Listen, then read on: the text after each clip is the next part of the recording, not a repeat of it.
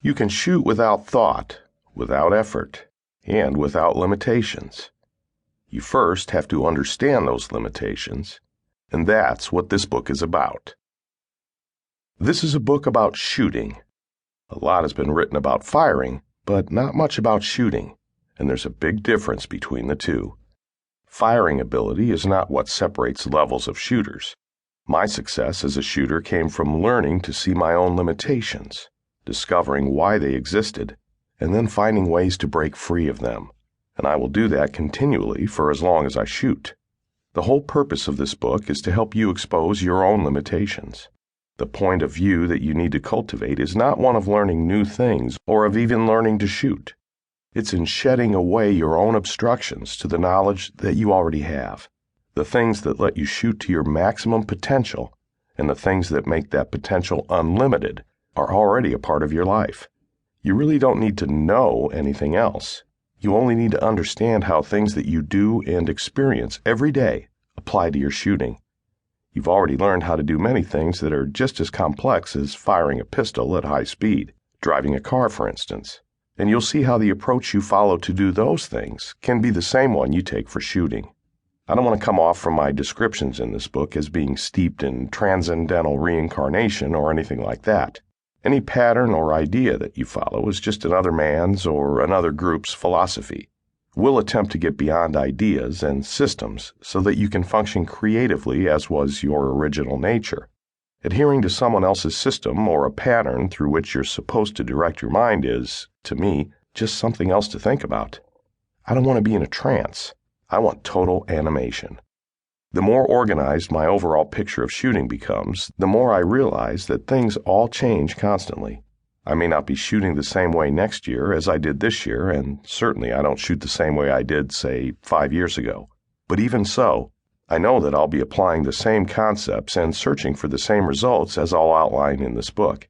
The directions those searches take me might change, but that's what I want. No limitations. There are plenty of ideas in this book on techniques, gun handling, strategy, equipment, and a lot more specific information about what I've learned about practical pistol shooting. But I hope that you'll see that my advice is only intended to be your starting point and your guide, not your Bible. You'll learn how to figure out your own details. If you're a beginning or intermediate shooter, you might want to take a shortcut through my experience because you can bet that I've probably tried whatever you might be thinking about trying. But regardless of your level, I believe that you'll benefit from understanding some of the concepts and misconceptions behind the modern practical pistol technique. Some ideas will support your shooting and some won't. But you'll see that mechanics are developed and refined through achieving the right attitude about shooting. If you know where you want to go, you'll find a way to get there. But it can't work the other way around. You'll learn how to use awareness and observation in your shooting to show you the technical improvements that might be limiting your ability to fire the pistol. You'll learn how just relaxing and observing what the gun is doing will direct your body to support the wishes of your mind.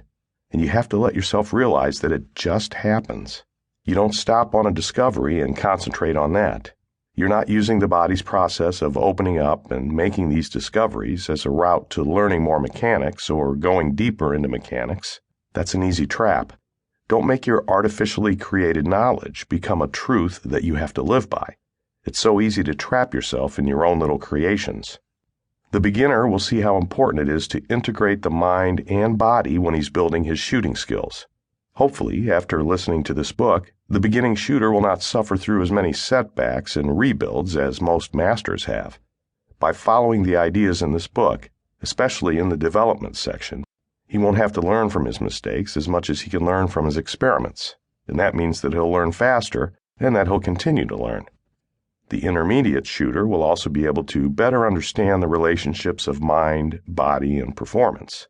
The Tools of Shooting section will add greatly to his understanding of the modern technique. There may be some information there that will improve his skills, which in turn may help give him the confidence to move on to applying those skills.